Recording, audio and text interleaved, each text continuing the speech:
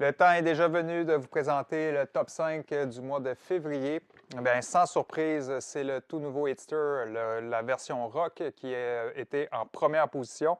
Hitster rock, s'il y en a qui ne connaissent pas encore les Hitster, bien, il faut mettre des chansons en ordre chronologique. Si on connaît la date, c'est une bonne chose, mais si on connaît l'auteur et la chanson, le titre, c'est encore mieux. Donc, Hitster rock, c'est 100 ans de chansons rock qu'il faut mettre dans le bon ordre chronologique.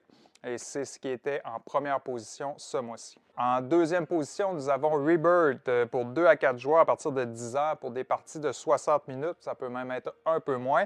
La mécanique de Rebirth est très simple, mais elle fait le travail. On va piger au hasard un jeton.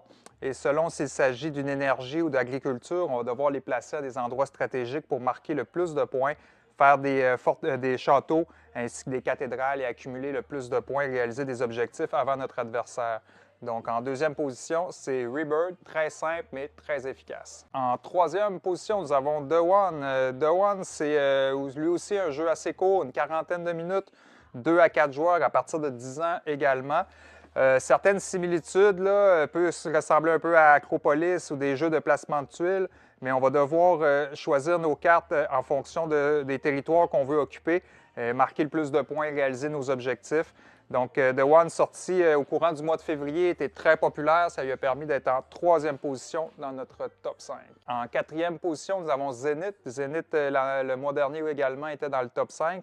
Un excellent jeu pour 2 ou 4 joueurs. Donc, à 4, on joue en équipe de 2, sinon on est en opposition un contre l'autre.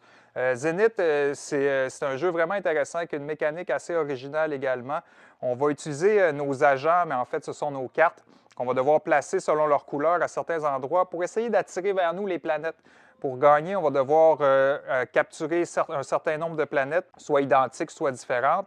Mais c'est un peu un souk à la corde. Là. On va la tirer vers nous, notre adversaire va nous empêcher de la voir, il va la ramener vers lui jusqu'à ce qu'on soit capable de la prendre et de la garder jusqu'à la fin de la partie.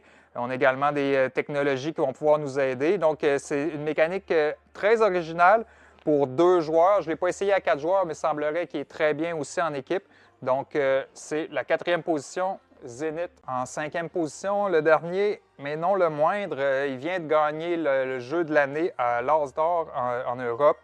Toy Battle, c'est un jeu pour 2 personnes à partir de 8 ans pour des parties courtes de 15 minutes.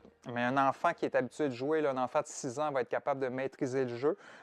Mon fils me bat d'ailleurs assez régulièrement. C'est vraiment bien comme jeu. Il mérite sa victoire à l'As d'or. C'est un jeu où est-ce qu'on va s'affronter avec des jouets qu'on va devoir placer, mais chaque jouet, comme le singe, la licorne, ont tous un pouvoir différent. Donc, ils ont une force, mais ils vont pouvoir être utilisés comme on peut différemment selon l'endroit où est-ce qu'on va le poser et le moment. Donc, on va devoir capturer le quartier général de notre adversaire ou bien remporter le plus d'étoiles en les encerclant et en capturant des territoires.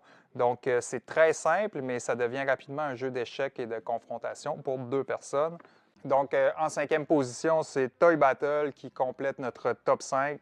Rien de moins que le gagnant de l'As d'or qui ferme la marche ce mois-ci.